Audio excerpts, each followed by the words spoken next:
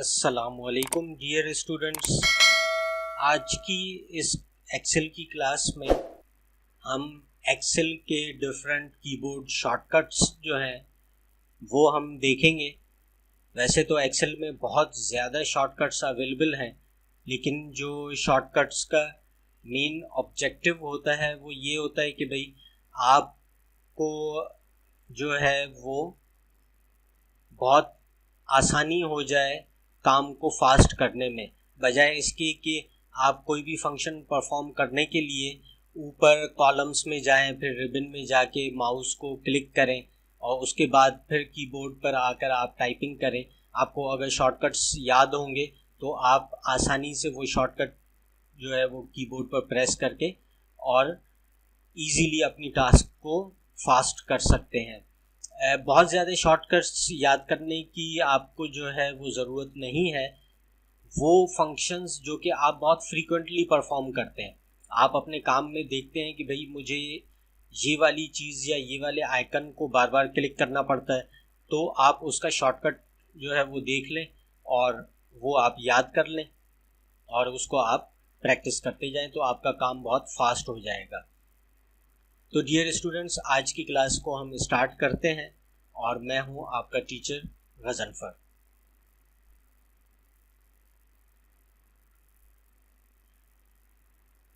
Dear students, वैसे तो Excel में बहुत ज़्यादा शॉर्टकट्स जो हैं वो अवेलेबल हैं और डिफरेंट जगहों से आप अगर देखेंगे तो आपको एक्सेल के बहुत ज़्यादा शॉर्टकट्स मिल जाएंगे और उनको अगर आप याद करने पर आएंगे तो आपको बहुत ज़्यादा डिफ़िकल्टी होगी, और अगर आपकी प्रैक्टिस में नहीं होंगे वो फॉर्म शॉर्टकट्स तो वो आपको याद भी नहीं होंगे।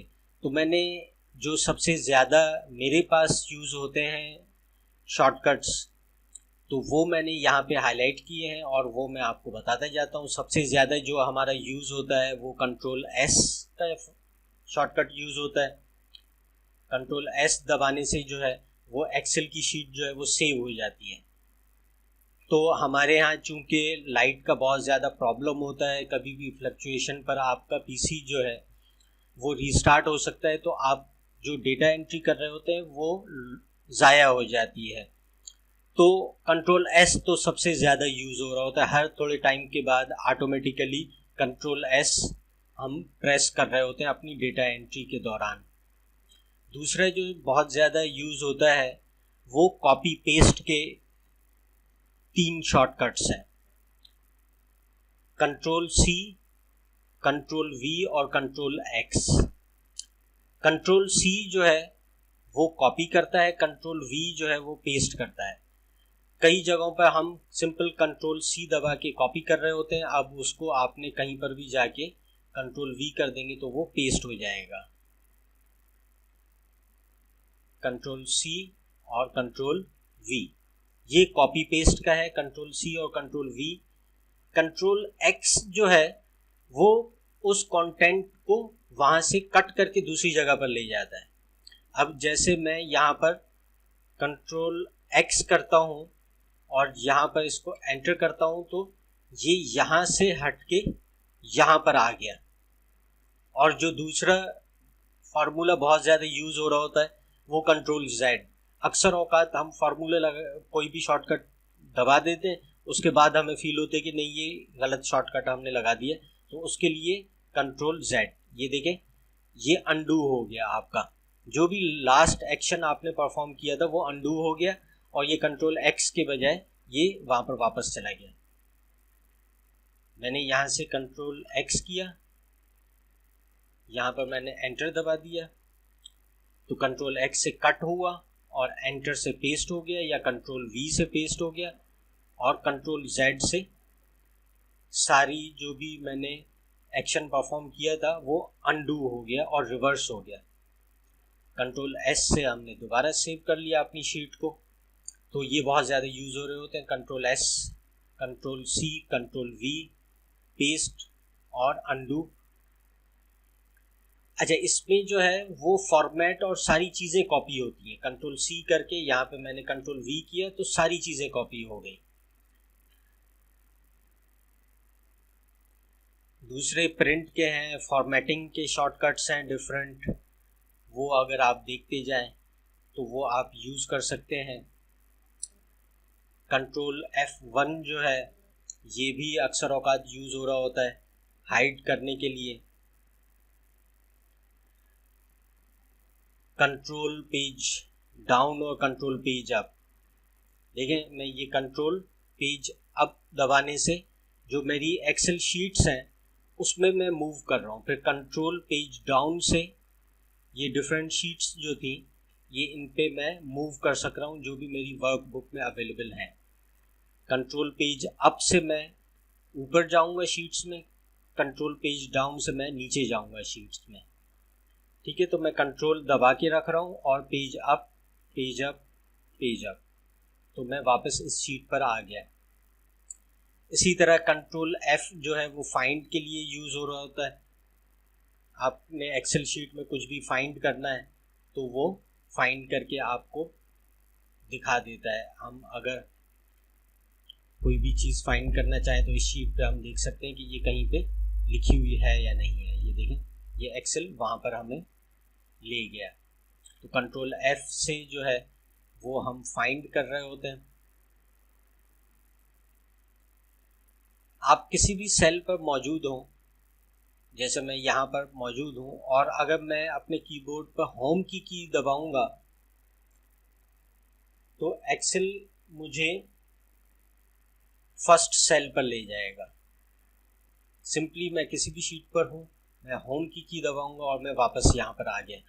ये इस सूरत में हमारे लिए बहुत फ़ायदेमंद होता है कि मैं कोई भी एंट्री करता हुआ, एक इनवॉइस नंबर थी उसका सारा डेटा मैंने एंटर कर दिया, अब मैं यहाँ पर हूँ, अब मुझे वापस जो है वो फर्स्ट पर जाना है तो मैं सिंपली होम दबाऊंगा और मैं फर्स्ट रो पर आ जाऊँगा, फर्स्ट कॉलम पर, और उसके बाद फिर मैं दूसरी एंट्री शुरू कर दूँगा। तो ये भी काफ़ी यूज़ होता है। एंड का जो है ये आपको लास्ट सेल पर ले जाता है। किसी भी डेटा का जो है जो लास्ट सेल है वहाँ पर ये आपको ले जाएगा। ये बिल्कुल लास्ट सेल पर हम आ गए।